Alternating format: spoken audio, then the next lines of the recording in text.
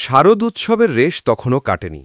বাতাসে লেগে থাকা পুজোর গন্ধ আর উৎসবের স্মৃতি যখন বাঙালির মনকে আচ্ছন্ন করে রাখে, ঠিক তখনই হেমন্তে স্নিগ্ধ পরশে আর এক মাতৃ আরাধনার প্রস্তুতি শুরু হয়।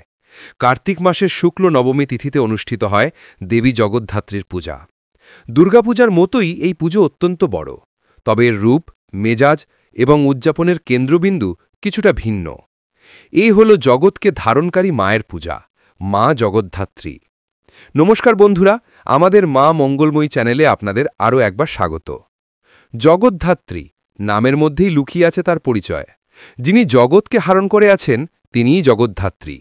তিনি দেবী দুর্গারই অন্য এক রূপ, এক শান্ত, সৌম্য অথচ তেজময়ী রূপ। দেবীর মূর্তিতত্ত্ব বেশ তাৎপর্যপূর্ণ। তিনি সিংহবাহিনী, তার 4 হাতে শঙ্খ, চক্র, ধনুক এবং বাণ। দেবীর গায়ের রং উদীয়মান সূর্যের মতো। সবচেয়ে উল্লেখযোগ্য বৈশিষ্ট্য হল তার বাহন সিংহের পায়ের নিচে একটি হস্তি বা হাতি দলিত হচ্ছে। এই হাতি হল করিন্দ্রাসুর, যা আসলে আমাদের ভেতরের অহংকারের প্রতীক। দেবী জগদ্ধাত্রী সেই অহংকারকে দমন করে জ্ঞান ও শক্তির প্রতিষ্ঠা করেন। কিন্তু কেন এই পূজা? এর পেছনের কাহিনীটিও বেশ আকর্ষণীয়। পুরাণ মতে মহিষাসুরকে বধ করার পর দেবতারা নিজেদের শ্রেষ্ঠ বলে ভাবতে শুরু করেন। তাদের মধ্যে এক প্রচণ্ড অহংকার জন্মায়।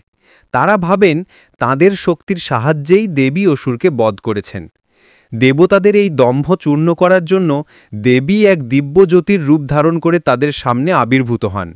তিনি দেবতাদের সামনে একটি সামান্য তৃণখণ্ড রেখে অগ্নি, বায়ু, ইন্দ্রের মতো দেবতাদের সেই তৃণখণ্ডটি ধ্বংস করতে বা সরাতে বলেন।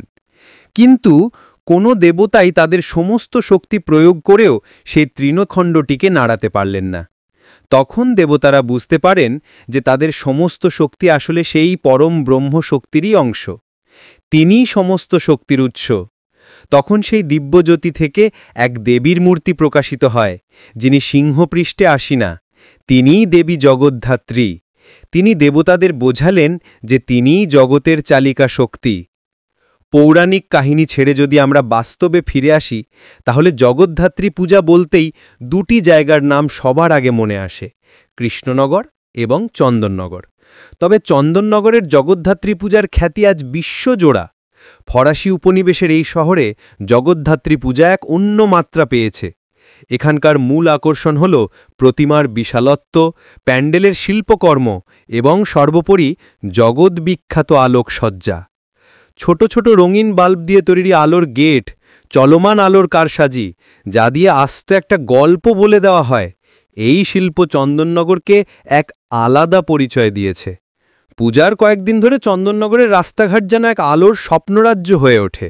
চন্দননগরের পূজার সবচেয়ে বড় আকর্ষণ হল এর বিসর্জনের শোভাযাত্রা। নবমীর রাতে শুরু হয়ে দশমীর সকাল পর্যন্ত চলে এই বিরাট মিছিল। আকাশছোঁয়া প্রতিমাগুলোকে বাঁশের মাচায় চাপিয়ে হাজার হাজার মানুষ কাঁধে করে নিয়ে যায় গঙ্গার ঘাট পর্যন্ত। এই দৃশ্য না দেখলে বিশ্বাস করা কঠিন। এ শুধু প্রতিমা বিসর্জন নয়, এ হল শিল্প, শক্তি, ভক্তি এবং ঐক্যের এক অভূতপূর্ব প্রদর্শন। প্রতিটি ক্লাব বা বারোয়ারি তাদের প্রতিমা এবং আলোকসজ্জা নিয়ে একে অপরের সাথে এক শৈল্পিক প্রতিযোগিতায় নামে। চন্দননগরের আলোর রসনাইয়ের পাশাপাশি কৃষ্ণনগরের জগদ্ধাত্রী পূজা তার ঐতিহ্য এবং সাবেকিয়ানার জন্য বিখ্যাত। কথিত আছে নদিয়ার রাজা কৃষ্ণচন্দ্র রায় এই পূজার প্রচলন করেন। শোনা যায় নবাবের কারাগারে বন্দী থাকাকালীন তিনি দুর্গাপূজায় অংশ নিতে পারেননি।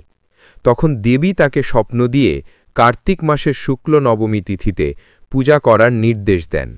সেই থেকেই কৃষ্ণনগরে জগদ্ধাত্রী পূজার সূচনা। কৃষ্ণনগরের পূজার প্রাণকেন্দ্র হল রাজবাড়ির পূজা এবং এখানকার বিখ্যাত বুড়িমার পূজা।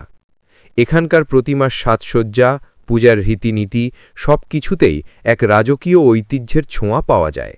এখানকার বিসর্জনও বেশ অন্যরকম, যেখানে শোভাযাত্রার বদলে প্রতিমা সরাসরি ঘাটে নিয়ে গিয়ে বিসর্জন দেওয়া হয়। জগদ্ধাত্রী পূজা মূলত 3 দিন ধরে চলে, সপ্তমী, অষ্টমী এবং নবমী। তবে মূল পূজা হয় নবমী তিথিতে।